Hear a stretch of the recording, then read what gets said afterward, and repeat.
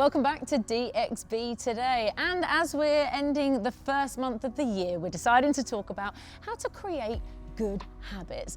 Coming up, have you heard about visualizing your dreams into reality, or indeed repeating daily affirmations? We have. But how do we truly empower our mindset so we are living our best life?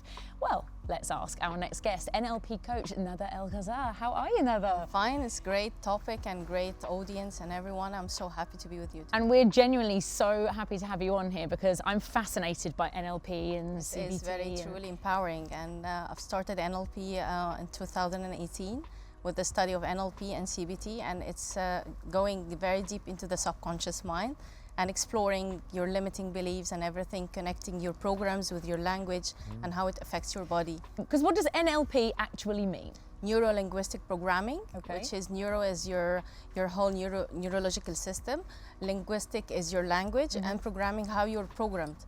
Because we were so many programs in our mind. Are these serving us every day or not?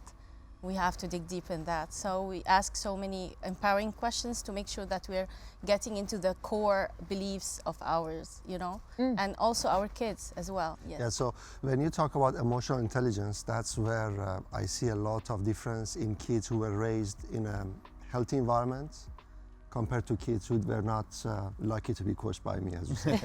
But what's the role of unconscious brain when it comes to emotional The subconscious intelligence? mind is 90% of our communication.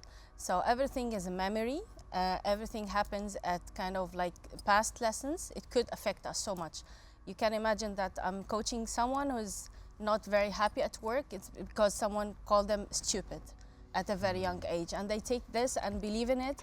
And someone else is saying that my voice is not good. Why? Because one of my managers said that. So they're not taking the opportunities because of their beliefs in a very long way, you know. So it's so empowering to explore these kind of beliefs, make sure that we're reframing the beliefs into empowering ones. Like, for example, I'm not good enough. Why? Where did you get this from? And digging deeper until we know that this is coming from a certain trigger.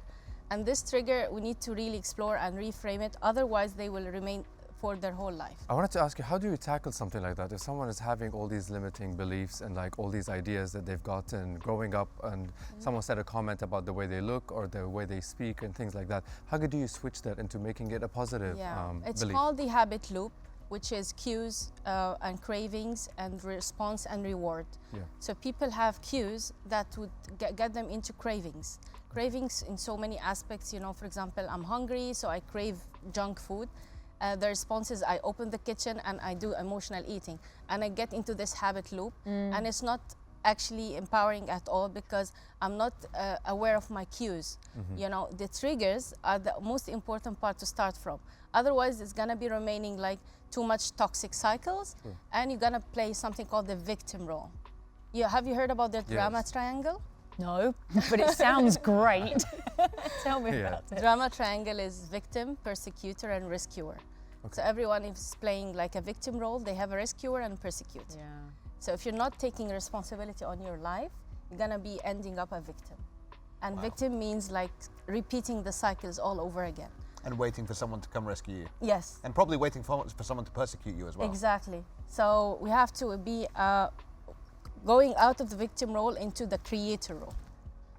So empowerment triangle says from the drama triangle to empowerment triangle means from victim to creator. Okay. And the rescuer should play the coach. I'm not rescuing you, but I'm coaching you.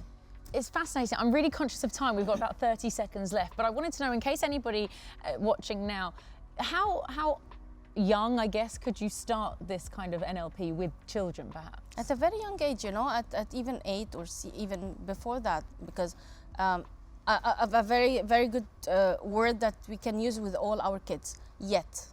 The name yet, you know, the word yet. Yeah. I don't know how to do it yet. Okay?